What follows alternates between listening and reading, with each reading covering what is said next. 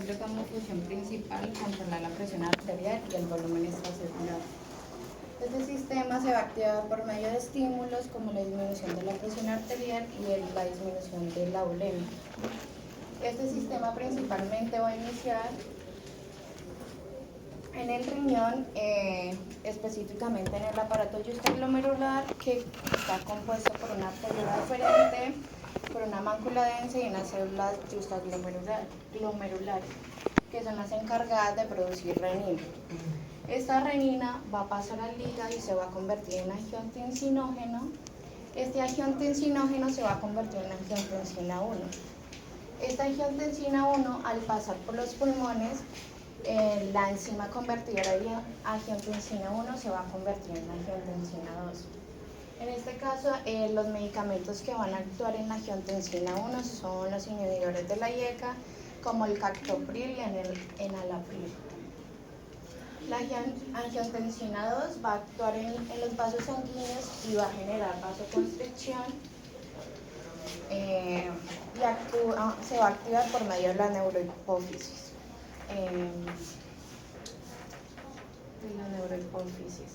Va a inducir la hormona antidiurética, que va a activar también las glándulas suprarrenales, pero en este caso los medicamentos que van a actuar en la angiotensina 2 son los sartán y todos los que terminan en tal. Las glándulas suprarrenales van a activar la aldosterona. La aldosterona va a haber una retención de sodio y agua y va a haber un incremento en la bulimia. Entonces, cuando hay una retención de sodio y agua y hay una vasoconstricción, vamos a ver una elevación de la presión arterial. Listo.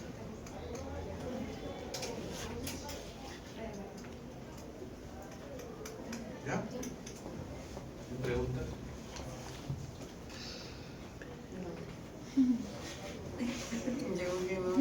No pregunten. Vamos a calificar a ella con preguntas a ustedes. ¿Dónde se estimula la liberación de aldosterona? En la parte de No. No, en las glándulas No. Específicamente. ¿Cuál?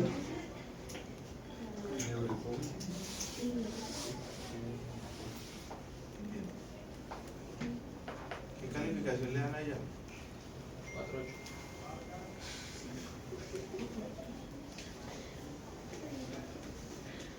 ¿Alguien más?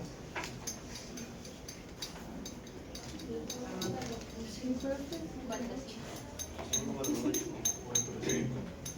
¿Qué más? Otra.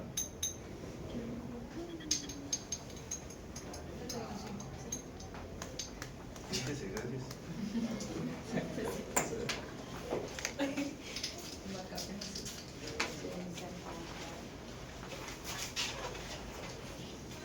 ¿Eso está claro ya? Borrador. Ahí el papel. ¿Acá? No, con el papel. Atrás, acá hay un papel.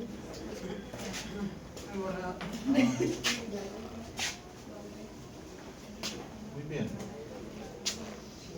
Respecto al examen, pues será un caso clínico que tiene que ver con netamente renal. Bueno, y hoy pasaremos con corazón, siendo recorderis de fisiología cardíaca, de esta manera poder terminar fisiopatología.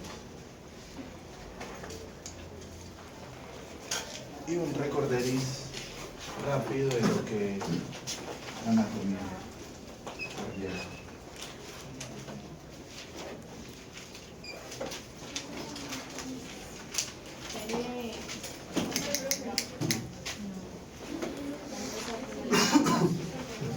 Pues usted es la que debería estar lista a las 8 de la mañana con su cuaderno, su... yo estoy acá desde las 7:30. Una pelea.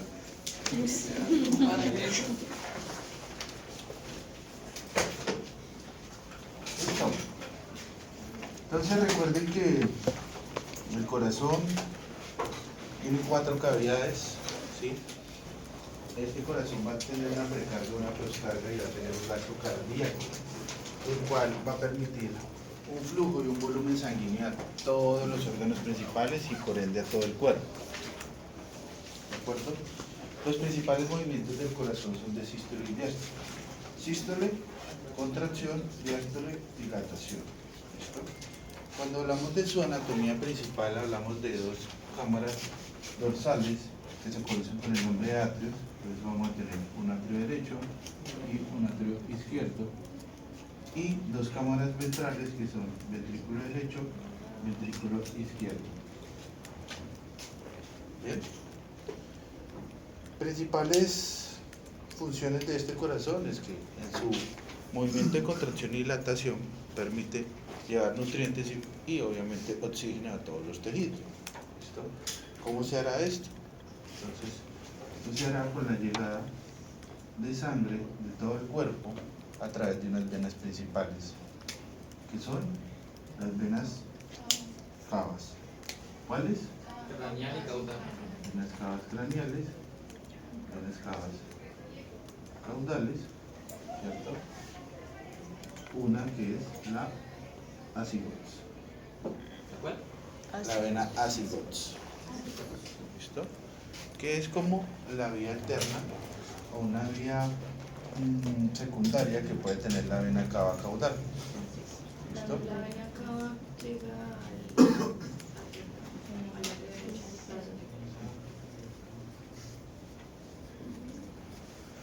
Aquí tenemos vena cava craneal,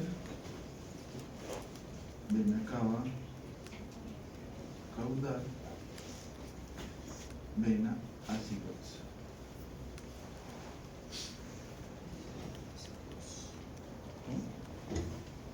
Esto va a ser un flujo que va a llegar con un volumen de sangre desoxigenada que viene de todo el cuerpo. Principalmente hablamos de vena cava craneal que trae sangre desoxigenada de cabeza, cuello, parte de tórax, bien, principalmente. Por lo menos la vena cava craneal es la que recibe una vena importante, que es la vena yugular externa e interna, ¿cierto?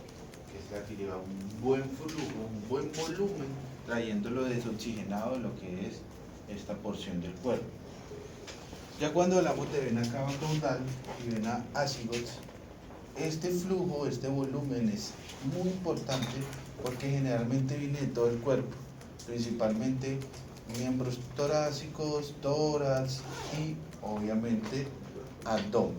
¿Listo? Entonces va a ser un volumen importante que viene a través de esta vena principalmente, que por ende su calibre es bastante amplio. ¿Listo? Una red, bueno, un flujo alterno, como les vengo diciendo, es la asigots.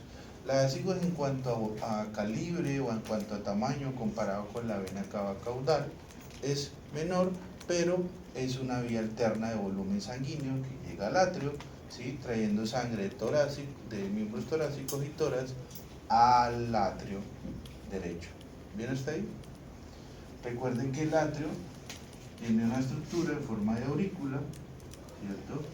En forma de oreja, perdón, que se llama aurícula, ¿sí? La vena ácido, ¿de dónde trae? Tórax y miembros torácicos. Entonces, esta estructura en forma de oreja, llamada aurícula, hace parte del atrio. ¿Listo? No podemos hablar de la cavidad como tal, ya denominar la aurícula, ya que hace parte de una cavidad principal o mayor que es el atrio. Por ende, cuando nos pregunten cuáles son las cavidades dorsales del corazón, hablamos de atrio, más no de aurículas. ¿Bien? Como hay un flujo, un volumen constante y esa presión que puede llegar al atrio derecho es fuerte, es mayor, debido a la gran cantidad de volumen que viene de todo el cuerpo hacia este atrio. Este atrio tiene unos músculos que también le ayudan a contraerse, que se llaman músculos pectinados. ¿Listo? Más sin embargo, como hay tanto flujo, tanto volumen a este atrio, ¿cierto? Entonces fíjense que puede llegar a modificar la morfología del endocardio. ¿Listo? Recordándoles que Uno, el músculo del corazón es el miocardio, las células del corazón son los miocardiocitos. ¿Listo? Tenemos el pericardio, que es la estructura fibrosa que recubre el corazón y que por ende tiene algo de fluidos. ¿Listo? El líquido que es normal. ¿Listo? Y el endocardio, que es una capa que recubre internamente al corazón. Señor. El epi. Hace parte más bien del pericardio, ¿no? Bien, sino que es, en cuanto a esos hay dos. Hay dos seguidos, así como. Sí, uno que es visceral y otro que es parietal. Por eso hablamos de epicardio. Pero anatómicamente la nómina lo nombra como uno total, que es el pericardio. ¿Sí? Obviamente siempre habrá como la confusión en cuanto a patología, Sí, en cuanto a medicina interna, nóminas que hablan de un epicardio. ¿Bien? Entonces, como el flujo es tan alto, el volumen, esa presión, llegando tanto volumen específico a esa porción atrial, tiene que existir una estructura que hace parte de ese atrio, ¿cierto?, que ayuda a evitar modificaciones o lesiones en ese atrio, disminuyendo un poco la presión de flujo o el volumen que trae estas venas en el atrio. Me explico. Siempre el ejemplo que le doy es: si usted constantemente deja caer una gota a una superficie, esta gota puede modificar la morfología de esa superficie. Lo mismo puede proceder en el atrio.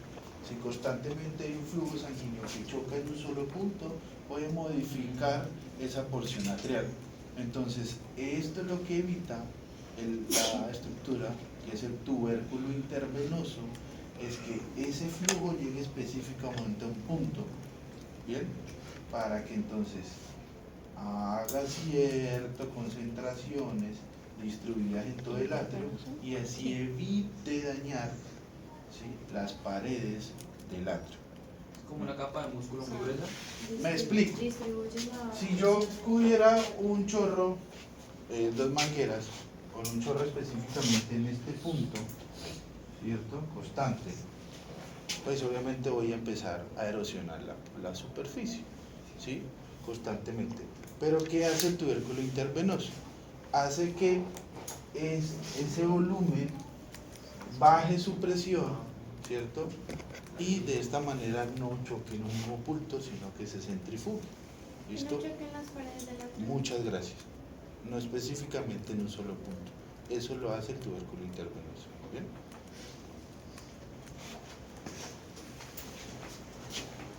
¿Vamos bien?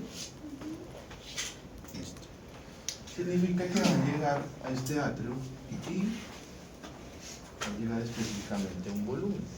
¿Listo? Bueno, me lo dibujamos de azulito porque cabe aclararles que toda esta sangre es pobre oxígeno. ¿Listo? Es pobre el oxígeno, es desoxigenado. Entonces, significa que ese volumen de sangre que llegó a ese atrio va a tener que, señora, ¿El tubérculo intervenoso dónde queda? en el atrio, en las paredes del atrio, distribuido en las paredes del atrio. ¿Usted no vio morfo, niño? No le acompaño. Eso era una mala,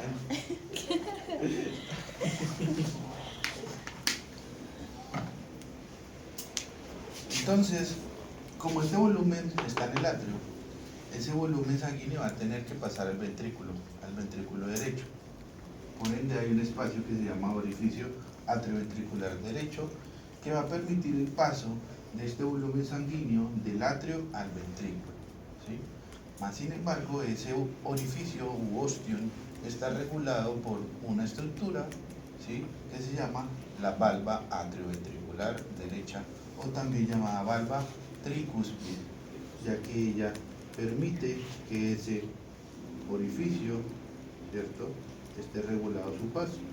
Pues, ya que se llama tricúspide es porque tiene tres cúspides que van a permitir abrirse o cerrarse, ¿cierto? ¿Cuáles? Parietal y angular.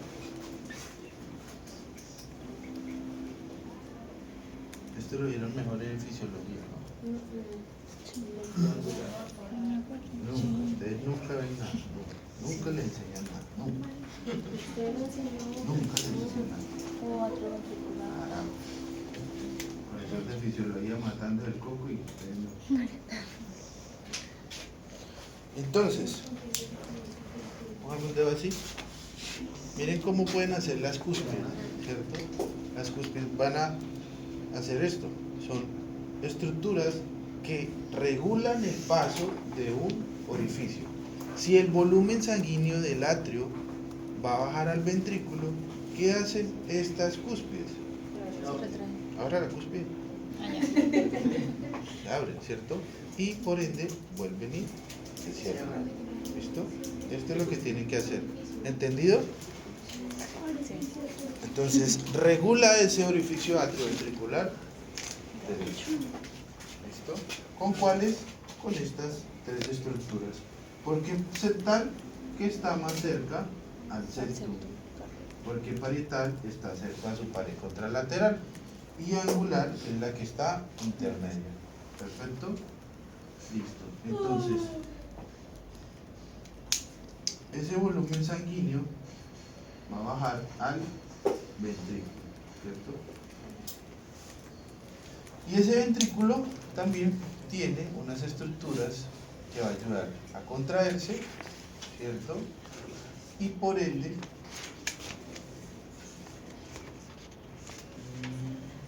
van a tener otras estructuras más fibrosas que van a permitirse abrirse a las cúspides. Y esto se llama los músculos papilares. ¿Cierto?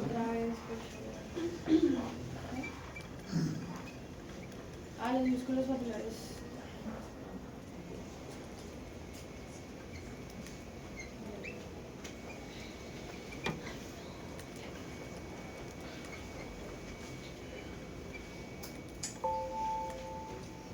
Estos musculitos, magno, parvi y subarterial, ¿cierto?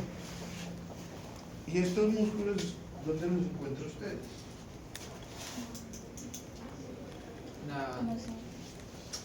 Pues en la base, ¿no? Del ventrículo. En el ventrículo de... Ustedes lo encuentran en el ventrículo derecho, ¿cierto? De estos se van a distribuir, de las cúspides a ellos diferentes cuerdas tendinosas. ¿Sí? Diferentes cuerdas tendinosas.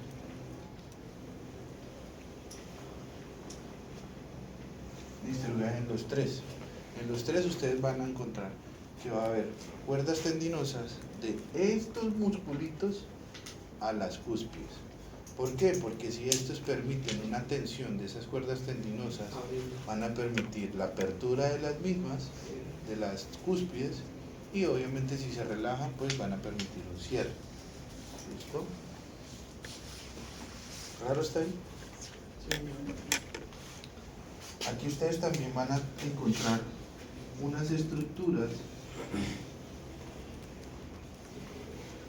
más chiquis que van a permitir una conducción eléctrica entre pared y pared, ¿cierto? Recuerden que el corazón, como cualquier músculo, necesita un impulso eléctrico. Ese impulso eléctrico pues tiene que darse a través de unos nodos, a través de unas fibras, un nodo atrial, un nodo sinoatrial, un nodo atrioventricular y unas ramas ventriculares más llamadas de Purkinje, ¿cierto? Y además de eso, unas estructuras como son las trabéculas septomarginales y las trabéculas carnosas que permiten una conducción uniforme en esa contracción de las paredes, ¿cierto? Si yo necesito que esa pared y esta se contraigan, se cierren para permitir un impulso de ese volumen que está dentro de esa cavidad, necesita un impulso eléctrico, ¿cierto? Y esa distribución para esa compresión o esa contracción o esa contractilidad de esas paredes la tiene que permitir una adecuada distribución de ese impulso eléctrico. Entonces, ¿eso qué lo permite? Esas estructuras, ¿sí? Es como si yo necesitara, pasar corriente de aquí a allá, es que pasó una extensión, ¿cierto? Una corriente eléctrica, ¿me entienden? Y de esta manera permitir que el ventrículo se contraiga de la manera adecuada. ¿Listo? ¿Vamos bien hasta ahí? Sí. ¿No entendió? Listo. Bueno, la contractilidad, ojalá digan contractilidad, pero el corazón hace contractilidad, no contractibilidad, no. Yo me imagino que eso ya se lo explicaron. Él hace contractilidad. ¿Sí? Entonces, para que ese miocardio haga contractilidad, tiene que tener un impulso eléctrico, ¿cierto? Tiene que pasar corriente. ¿Bien? Y dentro de lo que ustedes han podido ver es que el corazón tiene puntos terminales de los cuales se distribuye una corriente eléctrica. Uno es el nodo atrial o sinoatrial, el otro es el nodo atrioventricular y lo otro son las ramas ventriculares.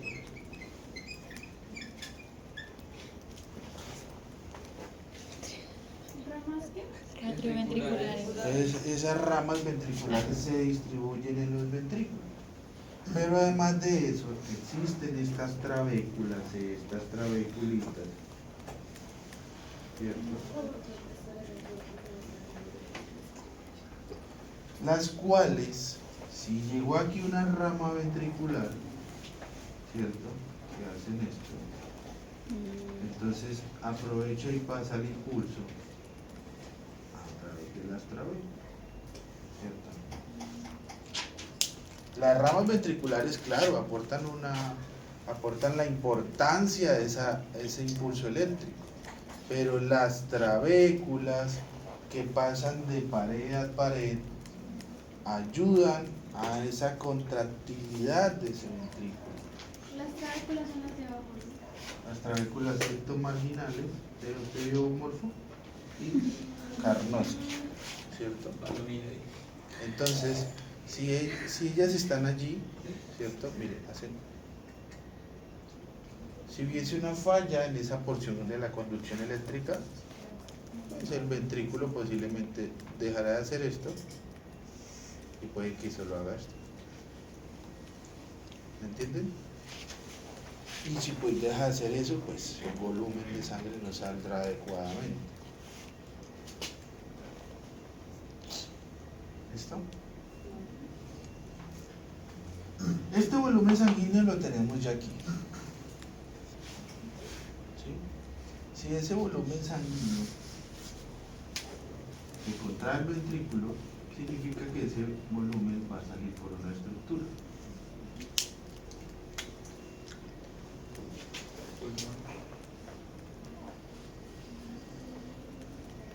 Y eso lo hará a través del tronco de la arteria pulmonar.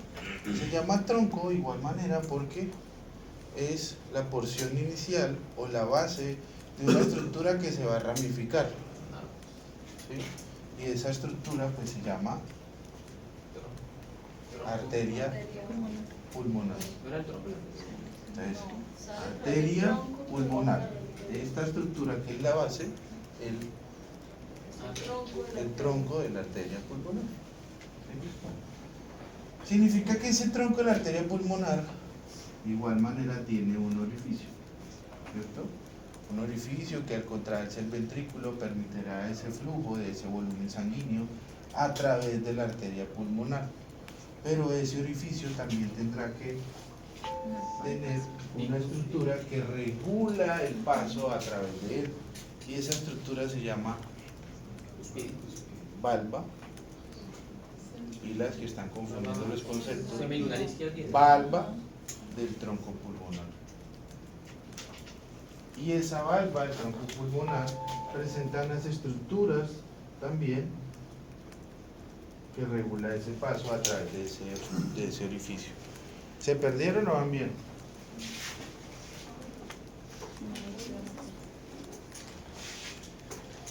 El tronco.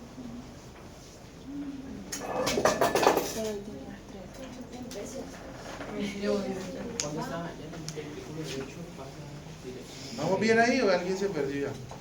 Cuando el tronco ya está ahí, que hizo todo, que llega a las alas, ella sale a través del tronco. Ella se va, él se contrae y va para la arteria pulmonar. Uy, esto es tan importante, usted lo sepa. La fisiología cardíaca. Si usted no sabe esta vaina, vaya a estudiar turismo.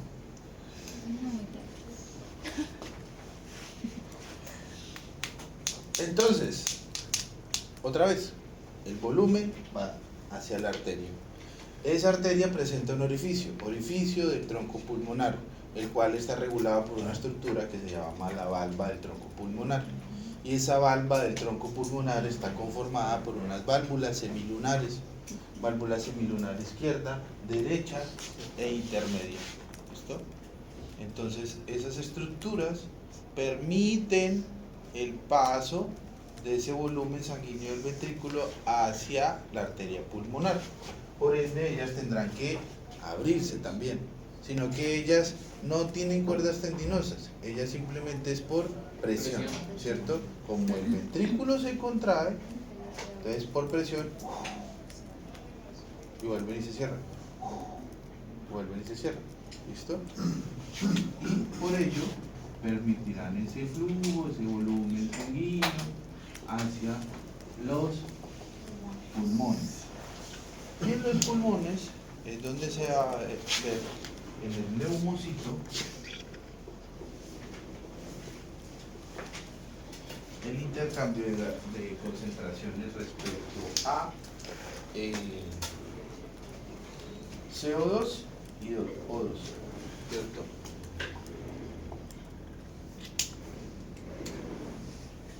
Y ese proceso se llama hematosis, ¿cierto? La hematosis es el proceso en el cual hay intercambio de concentraciones de gases, ¿cierto? A nivel del neumocito.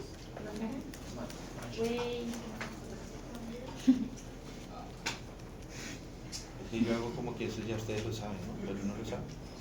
Sí, pero no lo recordamos.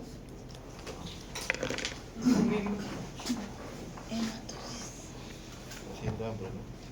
Sí, un poquito. Si quieres un break, luego continúo. Entonces, recuerden, ese volumen sanguíneo, ¿quién se encarga de distribuir esa molécula de CO2 o O2 en la sangre? ¿Quién? Muchas gracias. La hematía, ¿cierto? La hematía, entonces, carga el CO2, ¿cierto? Carga el CO2, dame ahí. CO2 me toca así para que se me dé a entender. ¿Listo? Cargo la molécula de CO2, Sí, voy al neumocito, que tiene la O2. que el neumocito ya por respiración tiene la de O2, tenga recibo. Recibo 2, ¿listo? Eso se llama hematosis. ¿Listo? Ese intercambio por gradientes de concentración se llama hematosis.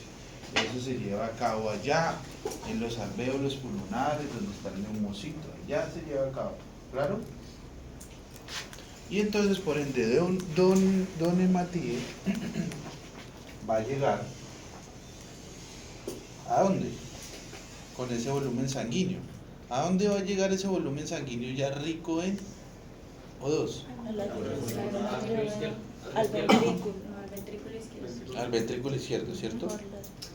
Eso, Atrio izquierdo. eso sí, Ve, claro. Derecho. No, izquierdo. ¿Al atrio? ¿A dónde? ¿A dónde? No. Ah, al atrio, sí. Ah, Después pasa al ya ventrículo. venía para acá. Al atrio. Por las venas pulmonares.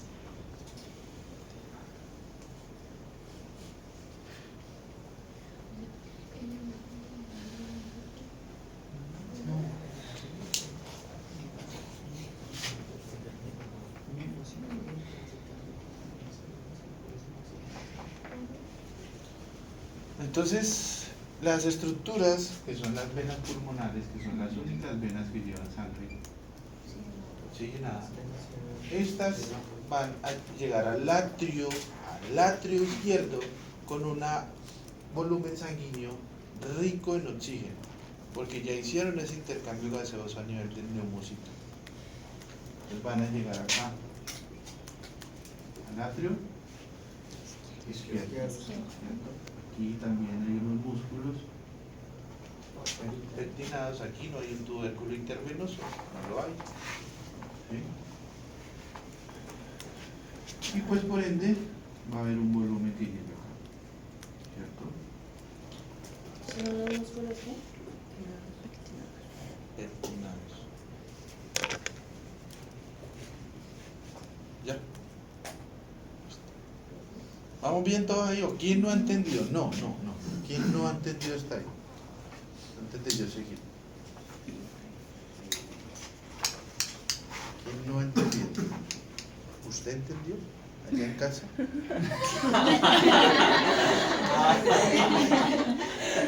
Suscríbase a mi canal. Derecho de autor, ahora pagan por la vida. Este volumen que está acá va a tener que pasar del atrio izquierdo al ventrículo izquierdo, y eso lo va a hacer a través del orificio atrioventricular izquierdo.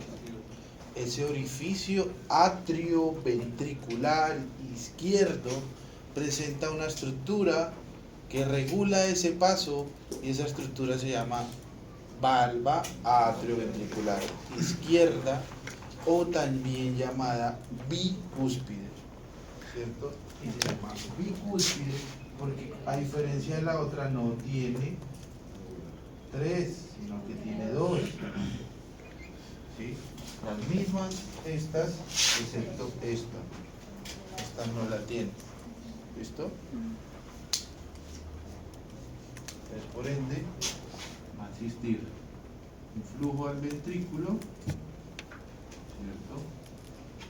Y aquí también ustedes van a encontrar 2 grandes músculos papilares. Pues siempre son más grandes que, digamos, que Sí, con comparación de a esto, comparación de los otros. que son los músculos subatriales y subauriculares. ¿Listo? Auriculares. Subatrial y subauricular, de los cuales también ustedes van a ver cuerdas tendinosas que van de unos músculos al otro, ¿cierto? Subatrial y subauricular. Bueno, lo mismo acá. Cúspide, ¿cierto? Cúspide, cuerdas tendinosas que van de las cúspides a los músculos. ¿Qué hacen? Se tensionan, abren, se relajan, cierran, se tensionan, abren, se relajan, cierran.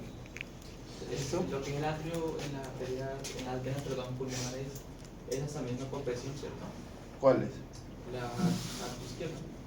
¿Las venas pulmonares? Sí, esas también Sí, son como... generalmente arterias y estas venas específicas tienen en algunos segmentos algunas valvulitas, ¿cierto? Pero que ya se abren y se cierran por presión. Lo mismo pasa acá en esto, porque aquí también hay valvulitas de las venas que se cierran cuando este se contrae, para que no haya un retroceso de sangre. ¿Listo? Sino que no hay un nombre específico de las venas, de las válvulas de las venas pulmonares, ¿cierto? Porque ya es por presión que no hay suficiente flujo para lograr que haya un retroceso de ese volumen sanguíneo. Entonces, siempre va a haber una precarga y una poscarga ya llegando acá, donde se tiene que llenar el atrio, ¿cierto? Aquí se está llenando el atrio, y mientras este atrio se está llenando, estos amiguitos se están sacando, ¿cierto? Están sacando. Y obviamente van a haber aperturas o cierres de algunas válvulas. Entonces, este volumen de aquí, el ventrículo, ya llenó el ventrículo, lo llenó. O sea, el volumen que llegó ahí ya está. Estos músculos se llaman músculos papilares, subatrial y subauricular.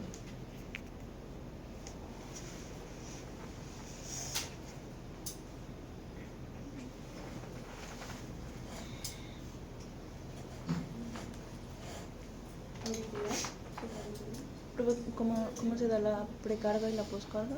O sea, la precarga sería en los atrios. Claro, Y luego primero, poscarga. esto se hace de dorsal a ventral, ¿cierto? Estos dos amigos se están llenando. Mientras estos dos amigos se están llenando, esto está cerrado. Estas dos están cerradas, tanto tricúspide como bicúspide. Pero ¿quiénes están abiertas? Las Tronco pulmonar y las de... valvas del tronco pulmonar y para donde vamos ahorita, ¿cierto? Esas están abiertas, ¿cierto?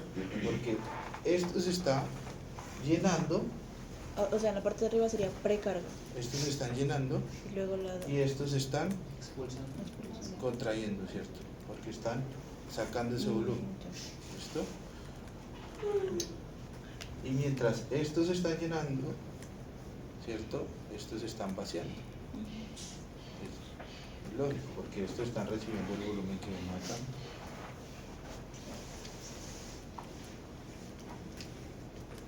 Entonces, ese volumen sanguíneo del ventrículo va a salir a través de otra estructura, las nuevas.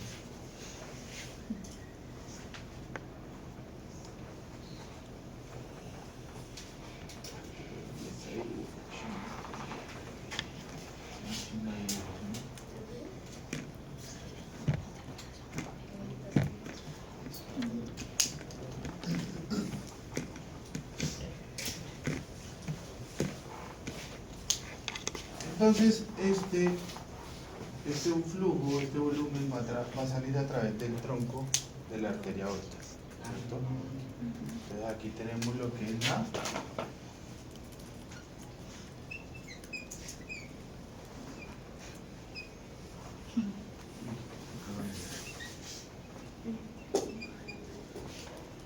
ahí tenemos la arteria aorta, ¿cierto? Entonces la arteria aorta va a tener, ¿Aorta o aorta. yo ya he hablado de eso, ¿no? aorta es La nómina hablamos de aorta cuando se interpone A de arteria, porque es una arteria que se llama aorta.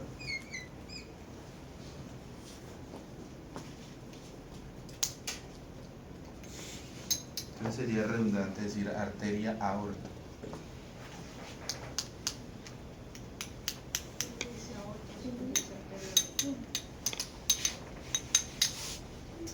No, es decir,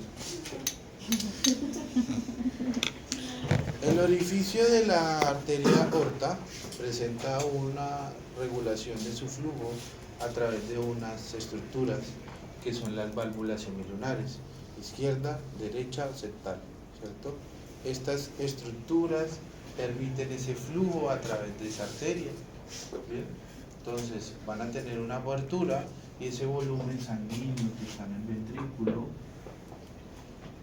cuando ésta se abre, permite que ese volumen se vaya a través de la arteria aorta, ¿sí? Y esa arteria aorta pues se divide en dos, una que es, ¿cuál es? Y caudal.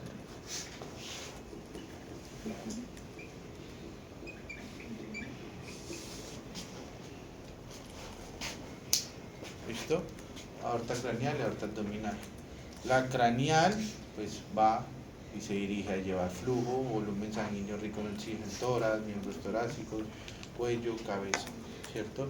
De ahí me salen las subclavias o me salen por lo menos las arterias carótida común, ¿cierto? Y la carótida común me salen las arterias carótidas internas y externas, de la cual me sale importante una, que es la arteria basilar. La arteria basilar me está llevando flujo, volumen sanguíneo al encéfalo, el cual permite un gasto cardíaco importante, porque el encéfalo tiene que tener un gasto cardíaco importante. ¿Qué porcentaje? habla hasta el 60-70% del gasto cardíaco que da el encéfalo. Por eso es que es importante que un paciente esté oxigenado. Un paciente que presenta una hipoxia algo momentánea, ¿cierto? En un procedimiento o al nacer, complejo, ¿cierto? Por eso el chiste, ¿no? Si usted que le faltó de oxígeno mientras nació, qué hijo de puta.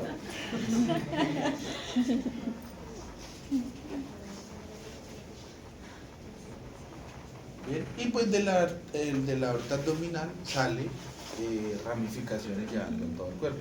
Cuando hablamos de renal, pues estaba la renal, que pues es la que se ramifica en todas esas arterias importantes, como es la arqueada, la interlobular, la interlobulillar, y de ahí me salen las aferentes, ¿cierto? Para llegar a formar el glomérulo, ¿recuerdan? Profe, ese corazón también tiene un sistema de compensación, pues así como ponerlo como el riñón, digamos que tiene el sistema SARA que hasta el 90% de usted que servía, ¿no? Ese digamos que, no sé qué. Sí, esas se hacen a través del miocardiocito. Tiene un sistema de compensación. Sino que no quiero ir a abordar ya hasta que al menos hagan recordar de fisiología. Pero cuando hay un paro cardíaco, ¿esas células ya no se regeneran? Es que todo tiene que ver con la hipoxia, ¿sí? Porque la hipoxia, recuerden que siempre ustedes lo vieron en patología, la hipoxia siempre va a llegar que la célula no haga ese uso de energía y de glucosa con el oxígeno. Entonces lo hace al contrario, por la vía del dióxido de carbono. Y al hacerlo por la vía del dióxido de carbono, hay desequilibrio de esos electrolitos, de la permeabilidad celular, y por ende se modifica o se daña la célula, ¿cierto? Eso es la ley clara que al menos, yo me acuerdo que al menos esa huevonada me quedó con el patología general, porque yo sé que si la célula no tiene nutrientes, no tiene oxígeno, esa huevonada se va a dañar, ¿cierto? Y por ende, si es la del miocardiocito el que está empezando a dañarse, ¿qué funcionalidad se va a ver involucrada, defectuosa en el riñón? La filtración. Aló.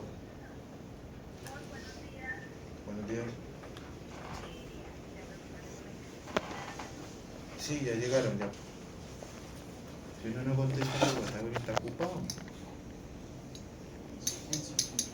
Entonces regenerarse,